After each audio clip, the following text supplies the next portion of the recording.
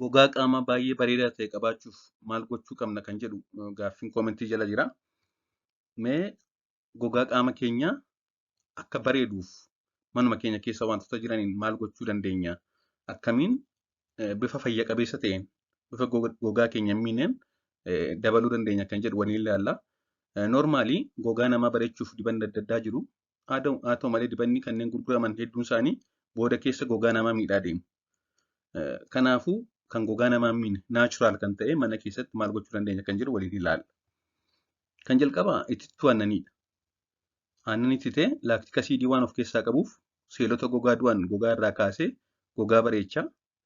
Itittuu aannanii maankiyaa tokko damma maankiyaa tokko waliin yookaan loomii xiqqoo itti cobsinee waliin maknee dibannee gogaa keenya fuula keenyas dabalatee sa'itti jechuudha. Daqiiqaa 10-15 booda dhiqachuudha. Akkasumas paappaayyaa. Paappaayaan wanta paappeen jedhamu kan gogaa bareechuu qaba. Kanaaf paappaayyaa maankiyaa tokko damma xiqqoo waliin maknee fuulatti dibachuun akkasumas gogaa qaama keenyaa bakka biraatti dibachuun daqiiqaa 20 booda dhiqachuun guyyaa guyyaatti yookaan guyyaa 2-3 akkas goone booda keessa gogaan keenya baay'ee glowing skin kan attractive ta'e kan fayya qabeessa ta'e kan baay'ee bareedu ta'a jechuudha. Garbiraan zayita kookonaatiidha. Kookonaat oil jedhamee kan gurguramu jechuudha. Zayita kookonaatii fuulatti xiqqoo sukkuumuun daqiiqaa muraasa booda dhiqachuu. Zayitni kookonaatii amala madaa fayyisuu waan qabuuf finnisa ni hir'isaa fuularraa. Akkasumas seelota gogaa dullooman kaasuun kanneen haaraa dafanii akka bakka bu'an waan taasisuuf bareedina dabaluufis ni fayyada. Akkasumas saaniskiriinii dibachuudha. Yeroo bareedina gogaa dabaluu yaadnu tokko kan gochuu qabnu wanta gogaa keenya miidhu ofirraa ittisuudha. Ifti aduu wantoota gogaa keenya miidhan akka gogaan keenya dafee dulloomu akka shushuntuuruu fi akka hin bareedne kanneen taasisan keessaa isa tokko waan ta'eef yeroo gara aduutti baanu yeroo hundaa guyyaa guyyaan saaniskiriinii keessuma lakkoofsa 30 yeroo hunda aduutti ba'uun dura dibachuun barbaachisaadha. Garbiraan qaama keenya ganamaa fi galgala akkasumas erga dafqinee booda qofa dhiqachuu. Namoonni tokko tokko fuula isaanii amma dhiqatu kun sirrii miti. Dafqa ofirra tursiisuun gogaaf gaarii miti ni miidha.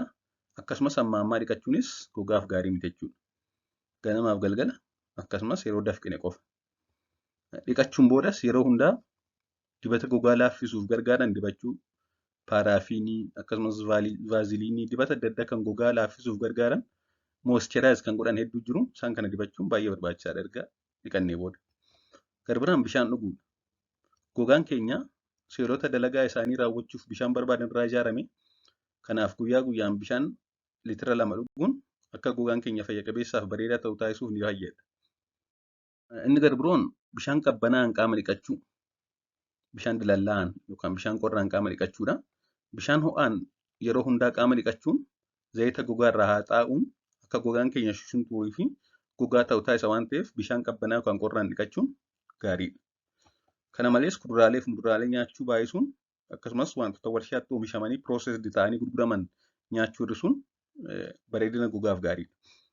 Kanneen tambo'aarsan immoo tambo'aarsuu dhiisuu, boqonnaa ga'aa taasisuu, hirriba gahaa rafuuf kan kana fakkaatan taasisuun akka gogaan keenya fayya qabeessa ta'u miidhagee mul'atuu fi dafee hin dulloomneef ni gargaara. Galatooma.